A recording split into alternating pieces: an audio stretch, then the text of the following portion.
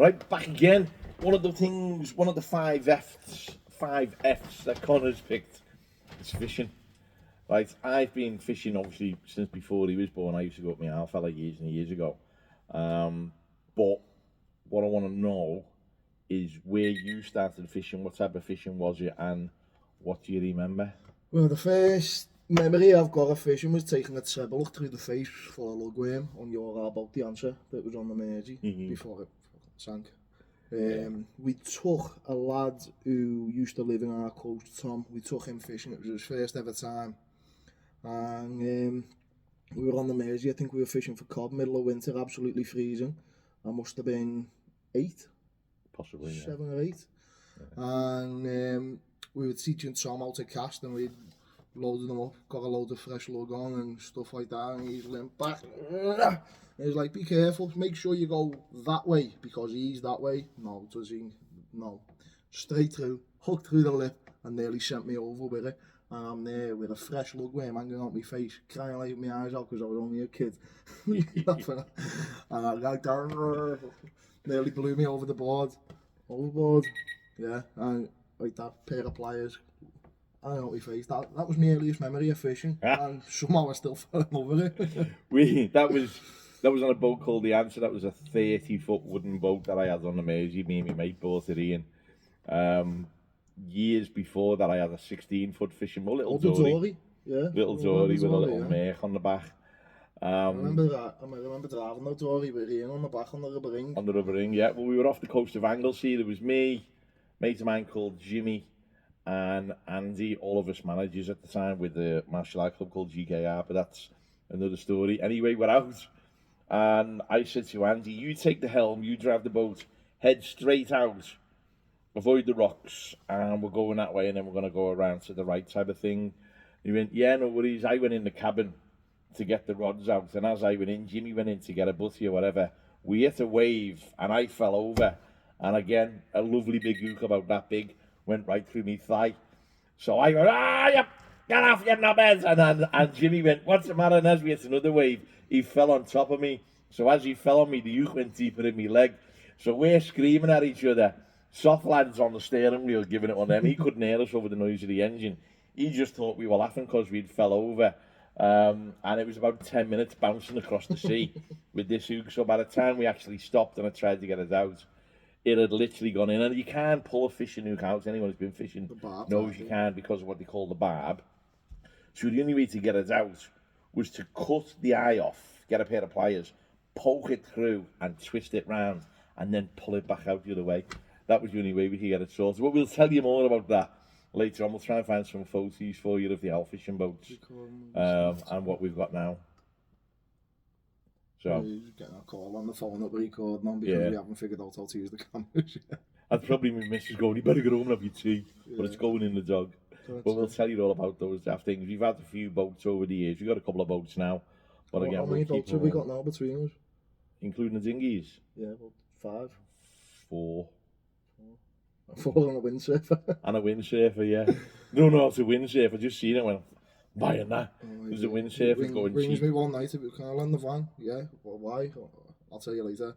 Turns up at the dojo after I finished teaching. Turns up a class, comes downstairs, help me with this. I turn up, he's got a windsurfer with about 18-foot sail. We've got 18-foot ceilings in here, and we couldn't even stand it up in here to have a go. Just try and figure out the balance. It doesn't even reach the ceiling, it's that big. You just got to buy stuff. You got to buy stuff, you got to play. You're a long time dead, so if you see something you want to do, just do it. Right? That's going to be the main emphasis on everything we do. Just do it. Just have a go. Right? Just have a go. If you don't know, YouTube it until you do. Yeah, figure it out. Bullshit baffles brains is the phrase. So if you don't know how to do something, just bullshit it until you figure it out. So I bought this windsurfer. It was unbelievably cheap. It was a grand total of 25 quid. For 25 quid, you couldn't even leave it there. It's worth 25 quid to stick one of the GoPros on the front and film us all falling off it for an hour, laughing our heads off, just trying to figure it out. And then if it's a load of crap, we can't do it. For 25 quid, you can give it to some kids on the beach and go, yeah, Dublin's over that way, keep going until you get it right. So that's what we're going to do, but that's when the weather warms up a bit now, unless we can find wetsuits and go and have a go. I don't think they make wetsuits in our size. I've got my scuba divers. I've got my dry suits there for the scuba. You put them on. Or a pair of shorts and just get on with it. because we're from north. That's it. Yeah, it'll be alright. Well, we getting out one more time before the end of the year. On the boat? Yeah. Yeah, in week 3 of October. Week 3 of October. Happy days. Yeah. So we will be putting all the clips of what we've done on the boat, the builds, everything. Because when he bought this boat, I'm telling you, it was an absolute wreck. Everyone laughed at him. Everyone laughed at him when he bought this boat, what, 10 years ago? 10 years ago, yeah. Basically, I bought a 45-foot shipwreck. I'm not. It was shipwreck. smashed. It's got 3 holes, and all 3 were smashed to bits. Yeah, I got that. We hired the crane, we got it out, we stacked it up on pallets, and I went at it with an angle grinder and an axe, and I chopped out and cut out all the damage underneath, not including the top, just what was underneath. And when I'd finished chopping the badness away and I had what I consider to be good glass, I had a hole in the bottom of the boat. Glass. Tell them what's good glass. For someone who doesn't know what glass solid fiberglass. When we got back to solid fiberglass that I could build off, that I could sandwich back into and build from, I had a hole in the bottom of the boat that was 10 feet long and 3 feet wide. You could have fitted about 5 paper lackeys through this hole. We ripped out the whole bottom of the boat. And then I had to rebuild it all from scratch. And everyone went, "You'll never get that going. As soon as you put that in the water, it's going to sink." Well, we've got photos and videos right now sailing around the west coast of Scotland. So I won, they lost. That's it. I'm fishing, sleeping on it and all that. So it's all good. But we'll show you all that in the future as we move forwards. That's it. And then he rings me one afternoon. Do you want a boat? Well, I got another one. he rings me out the blue. What are you doing? Yeah, okay. Do you want a boat? Yeah, sure, okay. Sound, puts the phone down. Didn't hang on. I thought nothing of it. 3 days later, he rings me back. Oh, that boat I told you about, yeah? He went to charge. How much? He went, give it to you for free. He wants 3 ton for the engine. So I've got one in the same harbour, moored up right next to his.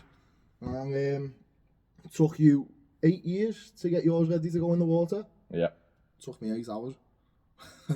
A jet wash, a paint, and got it in.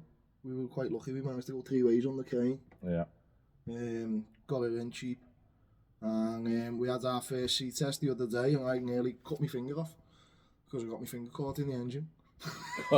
What kind of dickhead puts his hands on the top of an engine that's running with an exposed flywheel? Well, I don't know. But it's still there anyway. I've still got all my fingers just about. Yeah. So there you go. So we'll show you the boats, we'll show you the cars, we'll show you the motorbikes, we'll show you all that kind of daft stuff that we've and got. The van, the car and the van. Yeah. Okay, I forgot about the van. We'll show you all that of vehicles, really. as we move on. Cost me a fortune in insurance, so anyway, we'll figure all that out. So as an introduction, I think that's pretty good for what we've got done, for what we've filmed. We've got to edit it now and figure out how to get these microphones and the cameras connected up to the computer. We'll figure all that out, and hopefully these will only get better as we move forward. We'll get better each time. So see you all in a bit. Take care.